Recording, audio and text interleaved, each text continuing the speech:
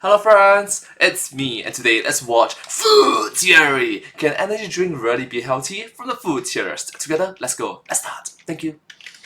Energy drinks are bad for you, right? I mean, for as long as I can remember, they've been seen as one step away from toxic sludge reserved for late-night dungeon raids or a last resort for all-nighters in school. But now, the market has been taken over by Celsius and other healthy energy drinks that supposedly burn fat and provide mental clarity. Basically, make you better. But is it true, or is all of that just high-octane marketing?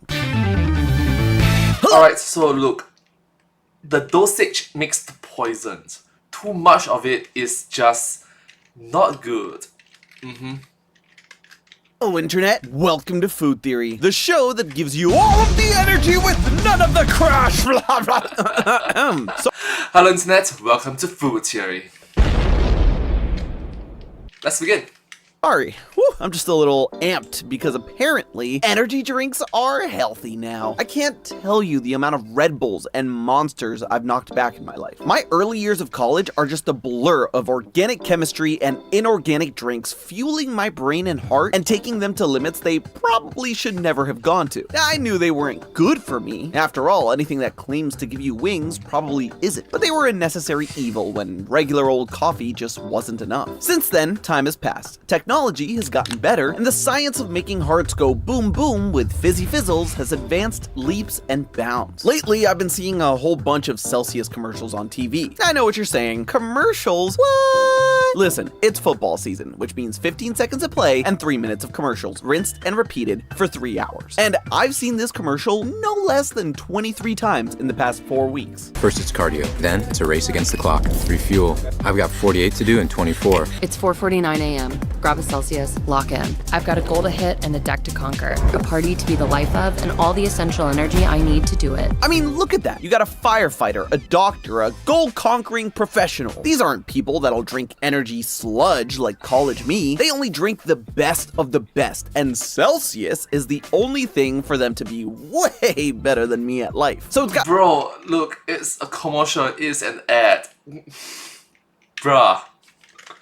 got me thinking, what's changed? Should I ditch the morning coffee and switch to a cool, crisp energy drink? Or are we all being duped? Energy drinks have been a huge part of the American drinks market ever since Red Bull pushed the concept hard through international marketing starting in the late 90s. They weren't necessarily the first energy drink ever. Japan's Lipovitamin D in the 60s holds that honor, but they definitely became the first to dominate the globe. Diedrich Mateschitz, the co-founder of Red Bull, said that when they first started it, there was no existing market for Red Bull. But Red Bull would create it, and the Austrian business whiz was very right. Fast forward just about 30 years, and the US is spending $23.9 billion on energy drinks every year. That's over a third of the entire $65 billion a year soft drinks market. And don't get me wrong, the classics, Red Bull and Monster, they're still the top dogs. But now, healthy energy drinks have them doing the jealous girlfriend meme. Now, before we dive in, we need to get on the same page here, because what is healthy when it comes to food? Health looks different from person to person, so how can we determine what makes a food healthy or not? I mean, an apple? Healthy. They even keep the doctor away. Or do they? We did a video, shameless plug. Mega stuffed Oreos? Not so healthy. But I remember the joke in that video is take an apple and throw it at the doctor, keep the doctor away, literally. It's a joke, alright? Don't take it seriously. It's just a joke. Sorry. what lands them in their categories? Well, according to dietitians, they consider healthy foods ones that are as close to nature as possible. That would mean foods that aren't highly processed or adulterated, aka they don't have anything bad added or good removed. This pretty much removes all energy drinks. But that's no fun, and also kinda misses the point. Healthy is relative. Like, yeah, sure, energy drinks aren't ever gonna top any top 10 lists of healthiest foods, but we're asking if Celsius and these healthy energy drinks are healthier than the classics. So we'll be looking at three things. Are they beneficial physically for people, beneficial mentally, and how clean are the ingredients? Celsius's whole brand really centers around happy, fit people. It's part of their Live Fit Go campaign. And if that's not an endorsement of physical benefits, I don't know what is. But let's take a closer look at their website. I mean, so right I'm gonna guess the target audience is more towards sporty individuals or young adults or just adults in general, I suppose. there, bam, we see kettlebells, we see studies. One study for each of their supposed health benefits. Burns calories, increases metabolism, pre-workout benefits, and increased response to exercise. All things you're looking for if you're trying to live a healthier lifestyle. And look, whether energy drinks are healthy or not, my health is something I just don't play with, which is why I'm so happy. You must recognize that ultimately speaking, it is the dosage makes the poison. Too much of a good thing is bad. To partner with ZocDoc, today's sponsor yet again. If you don't know ZocDoc, they're a free website that help you search and compare high-quality doctors for your needs. ZocDoc can help you find the right in-network doctor for you and book your appointment. Ever since we worked with them last time, I knew I wanted to bring them back because my experience has been so easy that I really just want to share again. See, I hate going to the doctor for so many reasons, not the least of which is those wood tongue depressors that I literally have to be restrained for. And that's not a punchline. Oh, the ice cream sticks. That's real facts. I'm such a wimp that they have to get 2 people to stop me from flailing around. Point is, I like to avoid the doctor whenever possible. But between travel, work, and more work, it's been hard to treat my body like the temple it is. So I decided it was finally time to get my decennial checkup to make sure everything is hunky-dory. And ZocDoc came to the rescue. ZocDoc makes it easy to book in-network appointments with more than 100,000 healthcare providers. With ZocDoc, you can filter for doctors by specialties and see reviews by verified patients so you can choose the best, most convenient care for you. You can even filter by who takes your insurance or how far away they are. Since I moved, I never really had time to do the in-depth research I would like to find a doctor. But ZocDoc really made it easy, and I found someone great just 10 minutes from my apartment. They even didn't stick the depressor halfway down my throat like the others do. Plus, ZocDoc helps you get appointments fast, typically within just 24 to 72 hours of booking, and you can even score same-day appointments. But the best part is, no awkward human interaction, just a couple of taps in the app, and voila! So don't be afraid of tongue depressors. Go to ZocDoc.com/foodtheorist or click the link in the description to find a top-rated doctor today. Thank you so much to ZocDoc for sponsoring us. Now let's get back to Celsius. Thank you so much for supporting the food theorists in this episode. Thank you. Let's continue. When it comes to burning calories, they're talking about thermogenesis. Thermogenesis is the process of our bodies producing heat, which takes energy, meaning it burns calories. That calorie burn also temporarily ticks up your metabolism. They're pretty much one and the same. The study they cite actually pitted Celsius against Diet Coke, and did find that Celsius has more thermogenic properties than Diet Coke. But this should be an obvious duh, because a big contributor to thermogenesis, caffeine. And Celsius not only has about quadruple the amount of caffeine, but also some other stimulant ingredients that can help thermogenesis get cranking. So it's really no surprise that it would burn more. Question is, how does it compare to Red Bull or Monster? Because that's what we want to see. Is it healthier than them? Well, Red Bull has a surprisingly little amount of caffeine, just barely more than a shot of espresso at 114 milligrams in a 12-ounce can. So definitely gives less of a thermogenic effect. But at 160 milligrams per 16-ounce can, it still doesn't reach Celsius's. Not only that, but both Red Bull and Monster have an ungodly amount of sugar that would immediately cancel out the small amount of calories that would be burned through thermogenesis. The sugar Sugar high.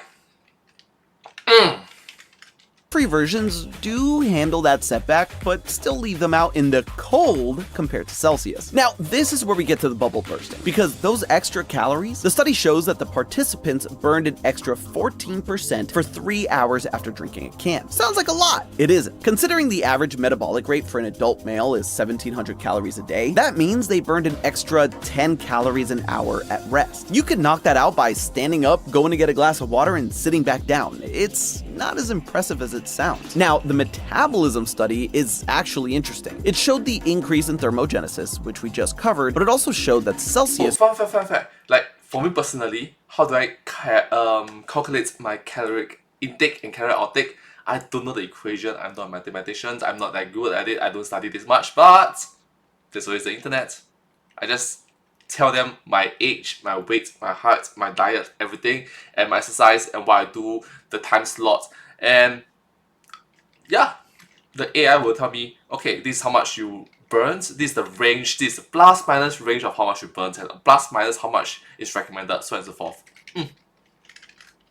triggered something called lipolysis. Lipolysis is the metabolic process of breaking down stored fat into its components, glycerol and fatty acids, which your body can then use for fuel. So increases your metabolism is a bit vague, but it's definitely catchier than increases FFA concentration. To be fair to Red Bull and Monster, this, again, is triggered mostly by the caffeine. But, like we established, more caffeine, more better in these two things. So far, so good. Celsius makes your body burn a couple more calories for the hours after you drink it and breaks down your fat? Yeah. But pause for suspense, and for you to click the subscribe button. Suspense over! Breaking down fat Subscribe! Thank you!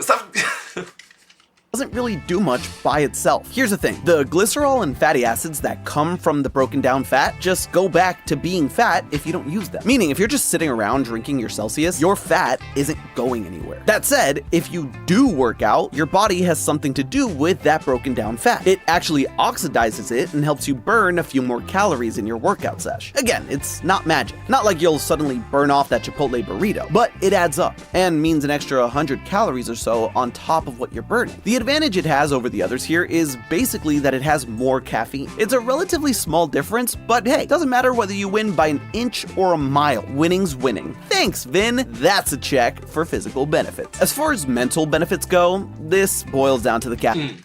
Family. Sorry.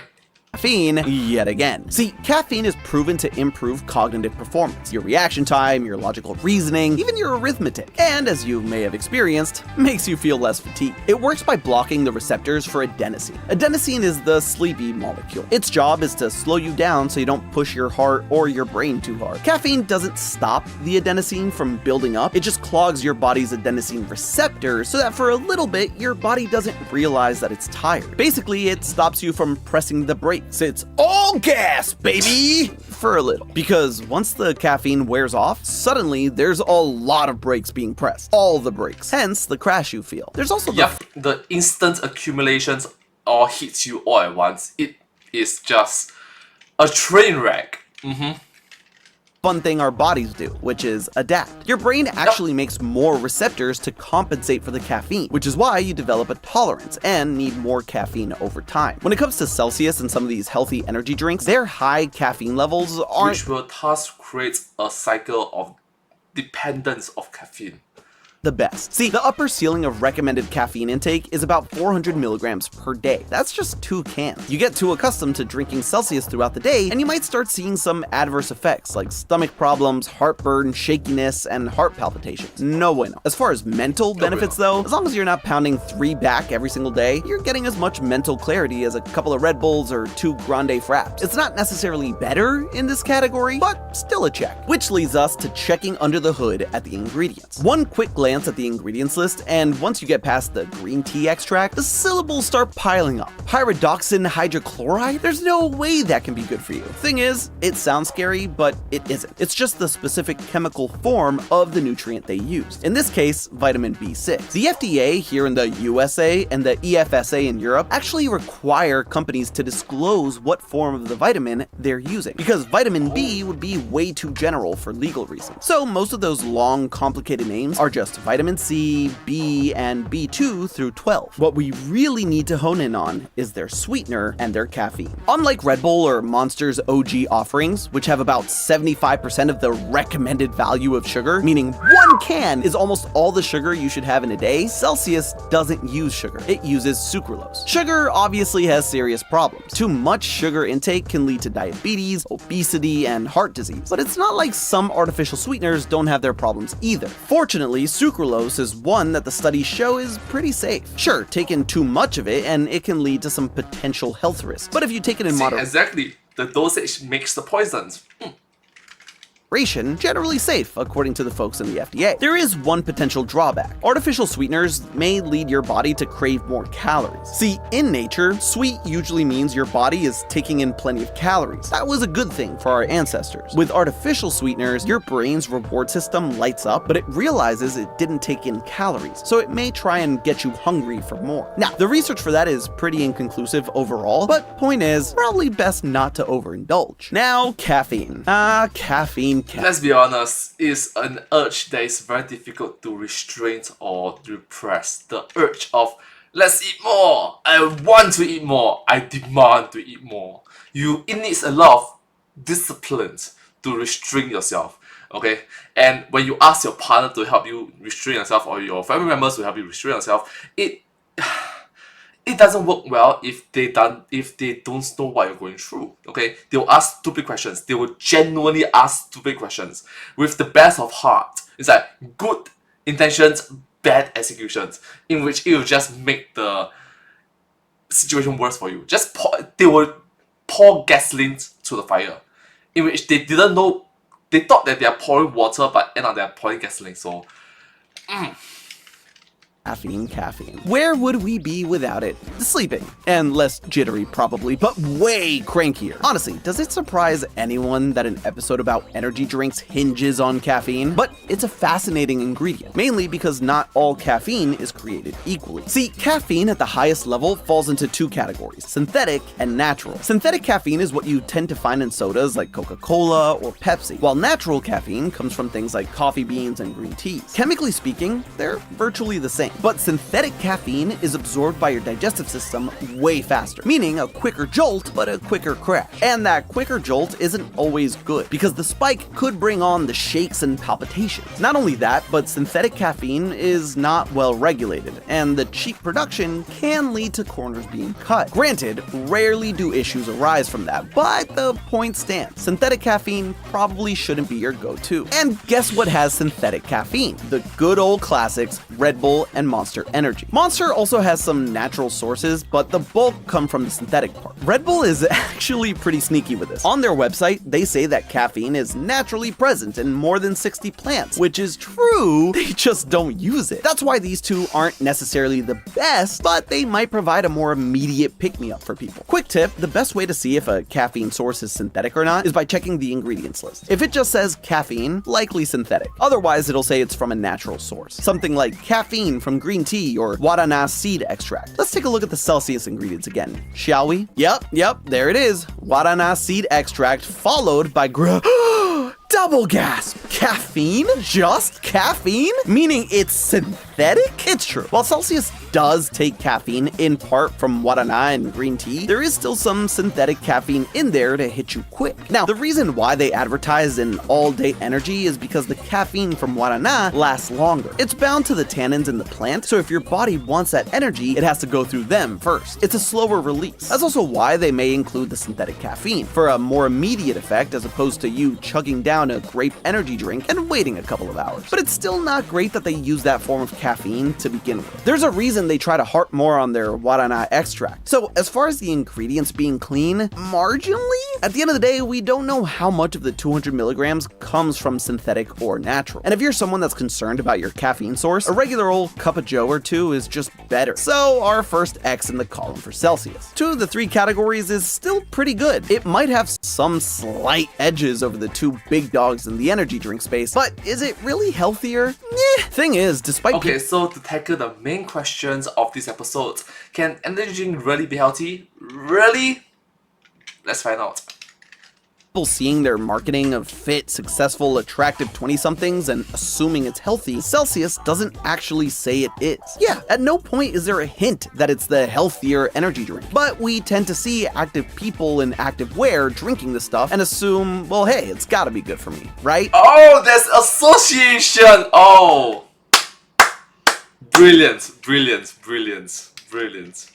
Wrong, but it's also not necessarily bad for you either. It's actually a good drink if you use it correctly, by consuming it about 15 minutes before a moderate or intense workout. Thanks mostly to the thermogenic properties, your body will burn slightly more calories with Celsius than it would naturally, and you will burn slightly more fat. If you're trying to lose weight, it might help give you a tiny nudge in the right direction. They actually emphasize that the beneficial effects happen when you combine it with exercise. However, if you're expecting to down a can and lose a couple of pounds sitting at your desk? Well, don't. As far as the ingredients, while synthetic caffeine sources aren't ideal, if you really hate coffee and green tea, but still need something to get you through the day, having a can isn't the end of the world, especially because it is a low-calorie option. Having a Grande PSL has about as much caffeine with way more sugar. So healthy energy drinks aren't healthy after all. And if you're a bigger fan of zero sugar Red Bull or Monster, follow your taste buds. But if you're trying to hit the gym or burn a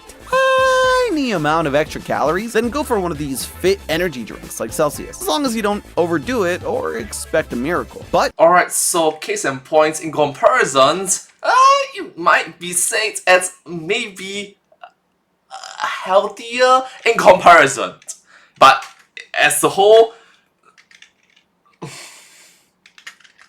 hey, that's just a theory. A food theory. Buen provecho. And hey, is Coke healthy now too? Make sure to click the link on the screen. And as always, I'll see you next week. well, thank you so much for watching this episode together with me. Thank you so much to the food theories for this episode. But hey, that's just a theory. A food theory. Buen provecho. Bon appetit. Bottoms up.